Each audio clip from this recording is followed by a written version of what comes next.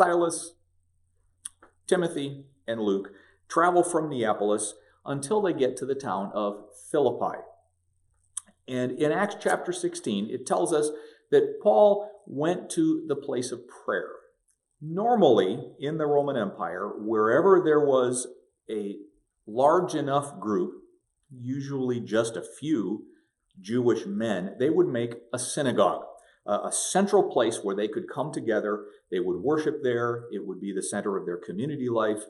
In this particular town of Philippi, it appears that there was not enough Jewish men to warrant the building of a synagogue.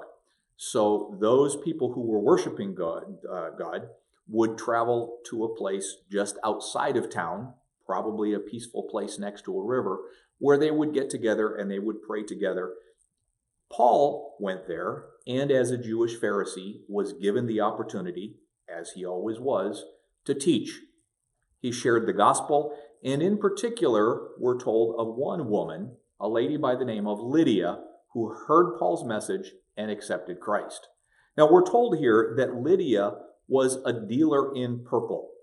Purple was the color of royalty in the Roman Empire. And what this tells us is that Lydia was a wealthy businesswoman. She dealt in the things that royalty dealt with. Lydia accepted Christ. Her household, it tells us, was baptized because of their faith, and then she invited Paul and his party to come and stay with her. He did that and used Lydia's house as kind of the base of his operations. He would spend the night there, and then he would go out during the day to preach.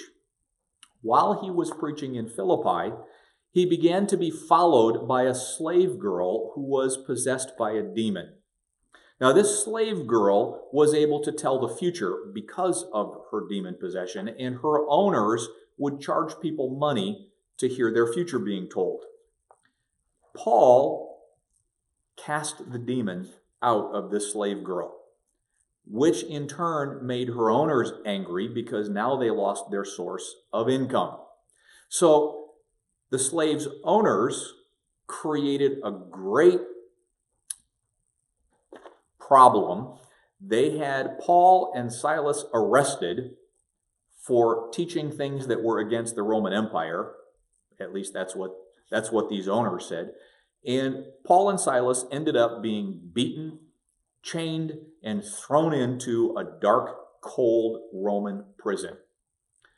We'll see over the course of Paul's life that there were many different kinds of Roman prisons. Sometimes it was simply house arrest, where you could live in a house and simply you were not allowed to leave. At other times, like it was in Philippi, the prison was dark, it was cold, it was not much more than a cave. Well, in those times, the first century, the Roman jailer, the soldier responsible for the prisoners, was held personally responsible for the prisoners. If a prisoner escaped, the Roman jailer would be personally held responsible and could be tortured and executed by the Romans. That's helpful to know as this night of Paul and Silas in jail progresses. Having been beaten, being chained to the wall, certainly sleep was not a good option. So in the middle of the night, Paul and Silas were singing hymns to God. They were praising God despite the fact that they were beaten and in chains. The Bible tells us a violent earthquake shook the prison. It broke open the doors, it broke the chains off of the prisoners, and essentially it allowed all of the prisoners freedom. The jailer came rushing over to the jail, assumed that all of the prisoners would have escaped, and rather than facing torture and execution from the Romans, the jailer pulled his own sword to kill himself. At that point, Paul jumped up and said, "Don't. Wait, we're all still here."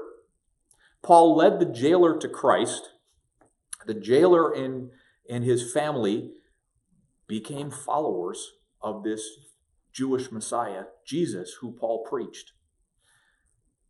They began to treat Paul's wounds. They took care of them. And the next morning, the magistrates, the rulers of Philippi, understood their mistake in putting Paul, a Roman citizen, in jail. They realized that he was innocent, and they sent a message saying, "Paul, you can leave." Well, Paul and Silas said, no, that's not sufficient. We will look as if we're guilty, and that will hurt our ministry. So they had the magistrates come to the jail and in person release them, pardon them, escort them from the city so that people around would see that Paul and Silas had done nothing wrong. And in this way, they protected the integrity of their ministry even as they had been released from jail. Well, they continued, and they went from Philippi and ended up in the next town called Thessalonica. In Thessalonica, we're told, Acts chapter 17, that they went and they visited the synagogue. This is Paul's normal method of ministry. He would come to a town, he would find the synagogue where the Jews were worshiping God, and as a Pharisee, he would be invited to preach. He would share the gospel, and almost always, some men and women would follow Christ. Some would be interested and ask questions. Others would be angry or jealous. And that's exactly what happened in Thessalonica. Some people accepted Christ, and some of the Jewish leaders became jealous. There were people following what Paul was teaching, and that made them upset. So they rounded up some street gangs, they started a riot, and Paul had to escape Thessalonica. Well, that will not be the last time that happens to Paul. Paul left Thessalonica, and he went to a town called Berea. Now, Berea is interesting because Paul does the same thing. He goes as a Pharisee, he's invited to speak at the synagogue. Some believe, some don't believe. There's trouble. Luke, remember the author of the book of Acts, wrote down in Acts chapter 17, verse 10, that the Bereans were of more noble character. They searched the scripture. Rather than simply listening to what Paul said and accepting or rejecting his message, when Paul talked about this Jewish Messiah, they went back to their own scriptures and they studied and they compared what Paul said to what scripture said. And Luke went out of his way in this book to write down that that was a noble thing to do, something all of us could learn from.